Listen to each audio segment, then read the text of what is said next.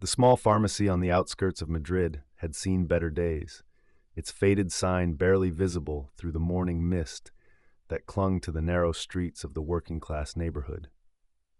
Inside, the fluorescent lights hummed softly above shelves lined with medications, vitamins, and the everyday essentials that kept the local community healthy. It was the kind of place where the pharmacist knew every customer by name, where prescriptions were filled with care, and conversations about family health were as common as discussions about the weather. Cristiano Ronaldo had discovered this pharmacy by accident 3 months earlier when his usual driver had taken a different route to avoid traffic. Something about the quiet dignity of the neighborhood had appealed to him, and he had begun making occasional stops there when he needed simple items, enjoying the anonymity that came with being just another customer in a place where football stardom seemed less important than daily survival. On this particular Tuesday morning, Ronaldo had stopped by to pick up some vitamins. Nothing urgent or important, just a routine errand that helped him feel connected to normal life outside the bubble of fame and fortune that usually surrounded him. The pharmacy was nearly empty, except for one other customer, an elderly man who stood at the counter with a prescription clutched in his weathered hands. The pharmacist, Mrs. Carmen, a woman in her 50s who had inherited the business from her father, was speaking in hushed tones with the customer, her expression growing more concerned with each exchange.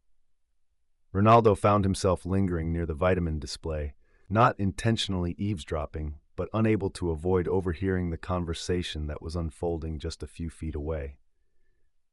The elderly man, who appeared to be in his 70s, was explaining his situation with the kind of quiet desperation that comes from trying to maintain dignity in the face of impossible circumstances. "I understand the cost, Mrs. Carmen," the man was saying, his voice barely above a whisper.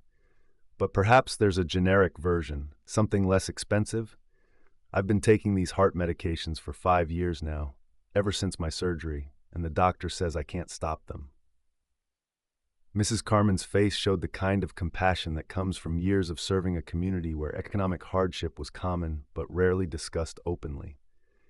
"Mr. Gonzalez, I've already given you the lowest price possible.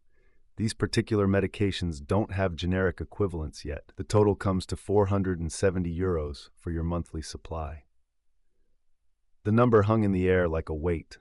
Mr. Gonzalez closed his eyes briefly, his grip tightening on the prescription paper. 470, he repeated slowly, as if saying the number might somehow make it smaller. "My pension is only €600 per month. After rent and utilities, I have perhaps 150 left for food and everything else." Ronaldo felt his chest tighten as he listened to the exchange. He had spent more than €400 on a single meal countless times without thinking twice about it. The amount that represented a month of life-saving medication for this man was less than what Ronaldo spent on a good bottle of wine. But he remained silent, sensing that interrupting would only add to the man's embarrassment. "Mr. Gonzalez," Mrs. Carmen said gently, "what did you do last month when you faced the same situation?" The elderly man looked down at his hands, the prescription paper now crumpled from his nervous grip. "I took half doses," he admitted quietly. "I made the medication last 2 months instead of 1. I know it's dangerous, but what choice do I have? I can't ask my daughter for money again. She has her own family to support, her own struggles." Mrs. Carmen's expression grew alarmed. "Mr. Gonzalez, you cannot do that with heart medication. The dosage is calculated specifically for your condition. Taking half doses could lead to another heart attack or worse." "What would you have me do?" Mr. Gonzalez asked, his voice cracking slightly. "Choose between eating and staying alive? I've already sold everything of value I owned, my wife's jewelry, my father's watch, even the television. There's nothing left." The conversation continued in this vein for several more minutes, with Mrs. Carmen trying to find alternatives and Mr. Gonzalez growing increasingly distressed. Ronaldo watched as the man's shoulders sagged under the weight of an impossible decision, and he felt something stirring in his chest that went beyond sympathy. This wasn't just about money, it was about dignity, about a man who had worked his entire life and now faced a choice between financial ruin and death. Finally, Mr. Gonzalez made his decision. "Give me half the prescription," he said quietly. "I'll make it work somehow. Maybe the doctor can adjust the dosage, find a way to make less medication be enough."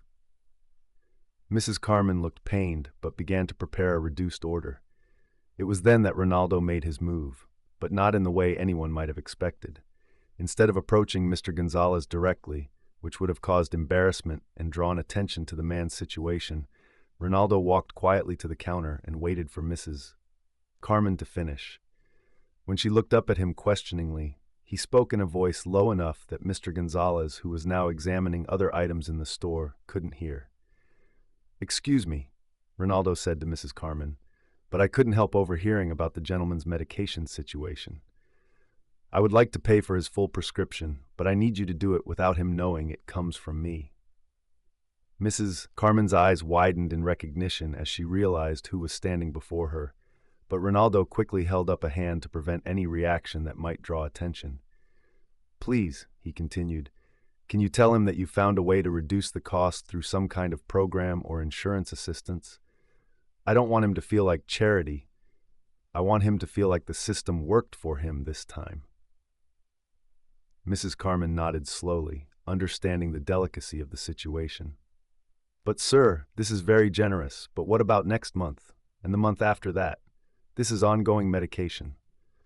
Ronaldo had already considered this. "Set up an account," he said quietly. "I'll fund it for the next 2 years. Tell him his doctor enrolled him in some kind of pharmaceutical assistance program. Make it believable. Make it feel legitimate." The pharmacist looked stunned, but agreed to the arrangement. Ronaldo quickly provided his contact information and arranged for automatic payments, insisting on complete confidentiality. "One more thing," he added as he prepared to leave. "If other customers face similar situations, call me. Sometimes the system fails people who deserve better." Mrs. Carmen called Mr. Gonzalez back to the counter, and Ronaldo positioned himself where he could observe without being obvious. What happened next was a masterclass in human kindness disguised as bureaucratic fortune. "Mr. Gonzalez," Mrs. Carmen said with carefully manufactured excitement, "I just received a call from your doctor's office. It seems they've enrolled you in a new pharmaceutical assistance program for heart patients. The program will cover 80% of your medication costs, bringing your monthly payment down to just €40. Mr. Gonzalez stared at her in disbelief. €40? Are you certain? I've never heard of such a program." "Yes, it's quite new," Mrs. Carmen replied smoothly. "The government and pharmaceutical companies have partnered to help patients exactly like you. Your doctor specifically recommended you for the program based on your medical history and financial situation." Ronaldo watched as Mr. Gonzalez's face transformed from despair to hope to overwhelming gratitude. The elderly man's eyes filled with tears as he realized he could afford his life-saving medication and still have money left for food. "Thank you," Mr. Gonzalez whispered, his voice thick with emotion. "Thank you so much. I thought I was going to have to choose between living and eating. You have no idea what this means to me." Mrs. Carmen prepared the full prescription, and Mr. Gonzalez paid his €40 with hands that shook from relief rather than fear. As he prepared to leave, he turned back to the pharmacist one more time. "Mrs. Carmen, please make sure to thank whoever made this program possible. Tell them that they've saved a life today, and I will never forget their kindness." After Mr. Gonzalez left, clutching his medication like precious treasure, Mrs. Carmen turned to Ronaldo with tears in her eyes. "That was beautiful," she said. "You gave him more than medication. You gave him hope and dignity." Ronaldo nodded but seemed uncomfortable with the praise. "Please remember, this stays between us, and if others need help, you know how to reach me." Over the following weeks, Ronaldo made it a point to stop by the pharmacy regularly, not to check on his arrangement with Mr. Gonzalez, but to see if Mrs. Carmen needed to contact him about other customers facing similar situations. What he discovered was a community of people struggling silently with the impossible mathematics of poverty and illness. There was Mrs. Rodriguez, a diabetic widow whose insulin costs consumed most of her pension. There was young Miguel, a construction worker whose asthma medication was nearly as expensive as his rent.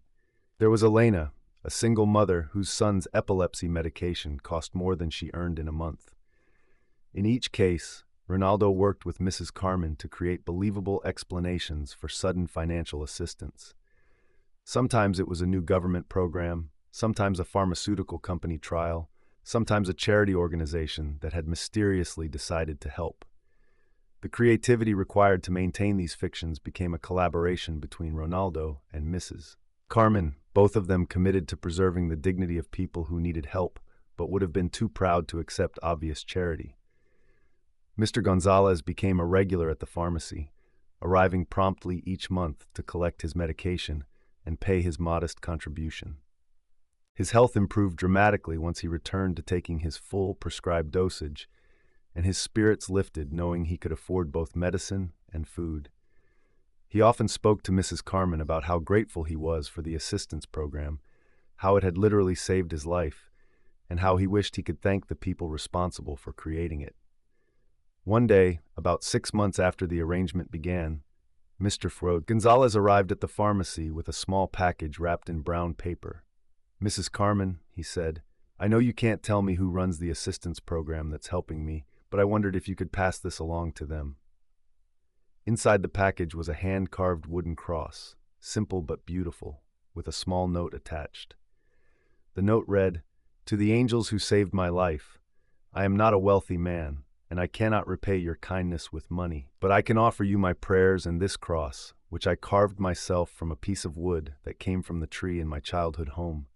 Every day that I wake up healthy because of your help, I say a prayer of gratitude.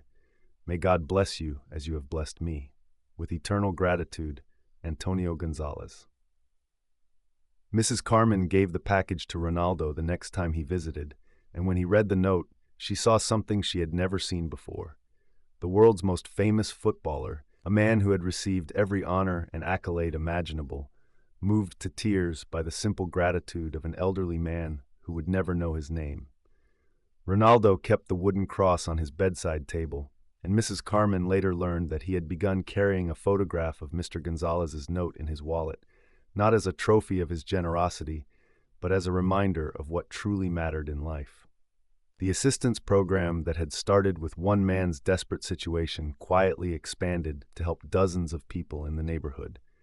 Mrs. Carmen's pharmacy became known as a place where people facing impossible medical costs could sometimes find unexpected help, though no one ever understood exactly how or why. The community began to develop theories about guardian angels and mysterious benefactors, but the truth remained known only to Mrs. Carmen and the man who continued to visit regularly, not to receive praise or recognition, but to ensure that people like Mr. Gonzalez never again had to choose between dignity and survival. Years later, when Mr. Gonzalez passed away peacefully in his sleep at the age of 85, his daughter found among his possessions a journal he had kept during his final years. The last entry, written just days before his death, read, "I lived 7 years longer than the doctors expected.